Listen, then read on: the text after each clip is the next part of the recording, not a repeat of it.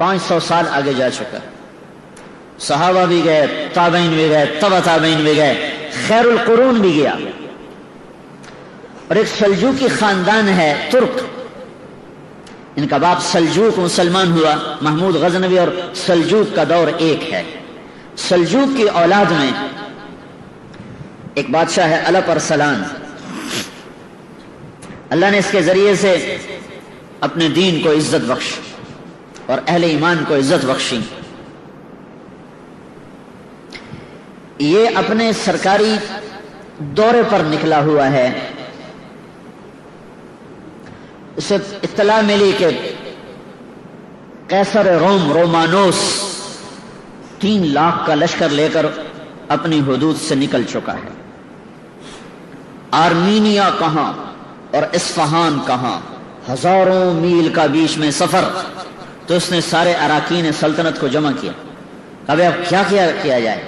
तो सब ने कहा हम तैयार नहीं हैं, 3 लाख का लश्कर है, तो हमें पीछे हटना चाहिए और तैयारी करके फिर सामने आना चाहिए।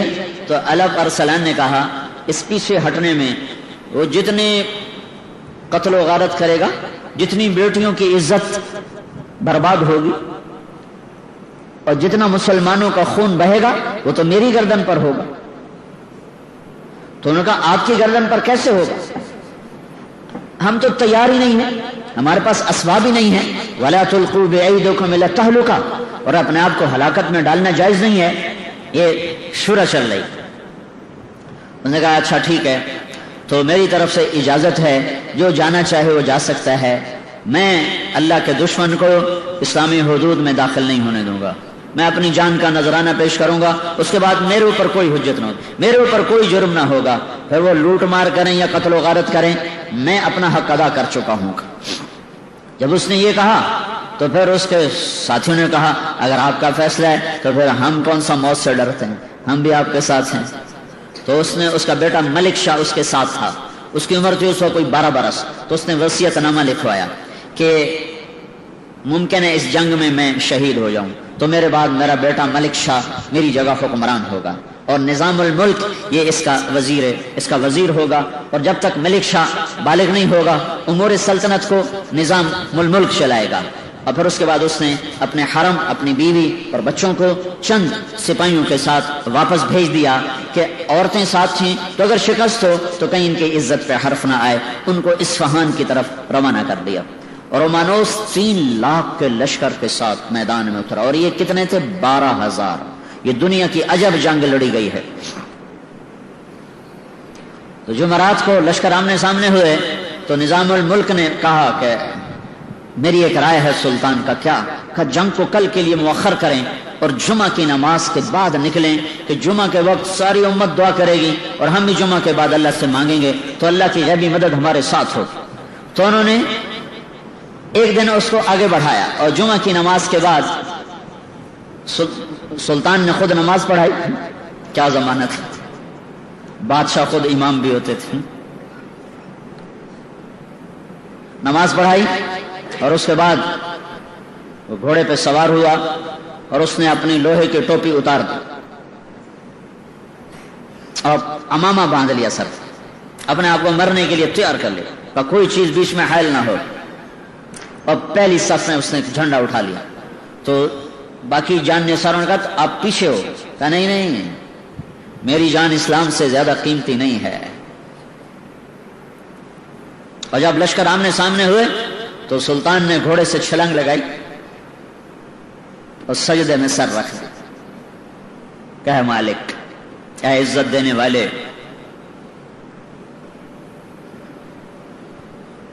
ऐ हर चीज के बादशाह, आज हमारी इज्जत भी तेरे हाथ में है, जिल्लत भी तेरे हाथ में।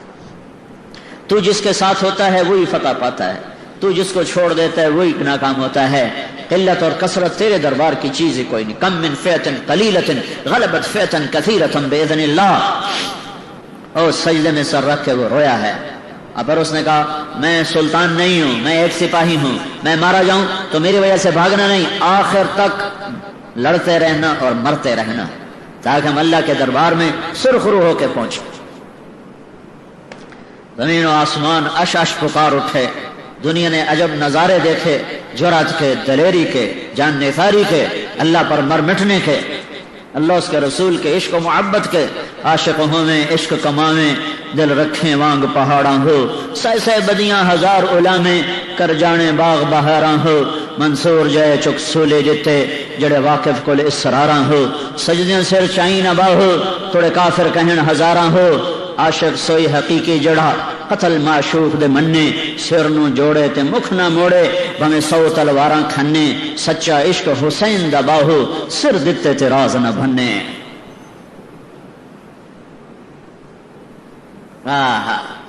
اس جگہ کا نام تھا مولادگرد، مولادگرد، جہاں یہ جنگ لڑی گئی ہے۔ ان ینصرکم اللہ فلا غالب لکم، ان ینصرکم اللہ فلا غالب لکم، میں تمہاری مدد کروں تو کوئی تم پہ غالب نہیں آ سکتا۔ وَإِن يَخْذَلْكُمْ، اگر میں ہی چھوڑ دوں، اگر میں ہی چھوڑ دوں، فَمَنْ ذَا الَّذِي يَنصُرُكُم مِّن بَعْدِهِ، وہ کون ہے جو تمہاری مدد کرے؟ ٹکرا گئے حق و باطل، صلیب و ہلال، عجب جنگ ہوئی ہے۔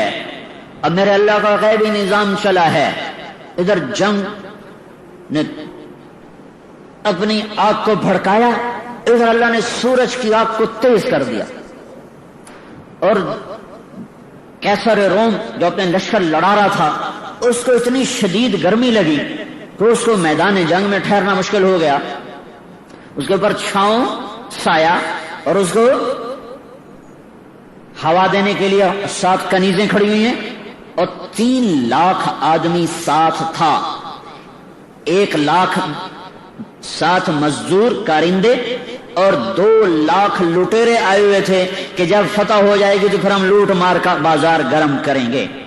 لہذا ان کو شکست کا کہیں تصور نہیں تھا، تو اس کو لگی شدید گرمی، تو وہ پیچھے ہٹا، گرمی سے بچنے کے لیے اپنے خیمے کی طرف ہٹا۔ جب وہ پیچھے چلا ہے تو اللہ تعالیٰ نے رومیوں کے دل میں ڈالا کہ ہمارا بادشاہ بھاگ گیا، ہمارا بادشاہ تو فرار ہو گیا۔ بس یہ خیال آنا تھا کہ رومی لشکر کے پاؤں اکھڑے اور وہ بھاگے۔ 12,000 3 لاکھ سے کہاں تک ٹکر لے سکتے تھے، ایک ایک کر کے شہید ہو جانا تھا، لیکن مکروا مکرا ومکرنا مکرا ان ینصرکم اللہ فلا غالب لکم۔ میرے اللہ کا ایسا نظام چلا کہ رومانوس شدید گرمی سے تڑپا، پیچھے ہٹا، خیمے کی طرف جا رہا ہے تو سپاہیوں میں بات ہوئی، بادشاہ تو بھاگ گیا، بادشاہ تو بھاگ گیا۔ اگر وہ بھاگا تو ہاں، کیونکہ ان کی ساری جنگ تو کسی مقصد کے تحت نہیں ہوتی، مسلمان تو مقصد کے تحت کام کر رہا ہوتا ہے، وہ تو مقصد نہیں ہوتا صرف بادشاہت، ان کا بادشاہ گیا تم بھی جاؤ۔ جو بھاگے ایک دفعہ پاؤں اکھڑ جائیں لشکر کے، پھر سنبھالنا مشکل ہوتا ہے۔ تو رومانوس پلٹ کے آیا، لیکن اتنے میں رومی لشکر کے پاؤں اکھڑ چکے تھے۔ اور کیا ہے جو اللہ تعالیٰ نے کہا،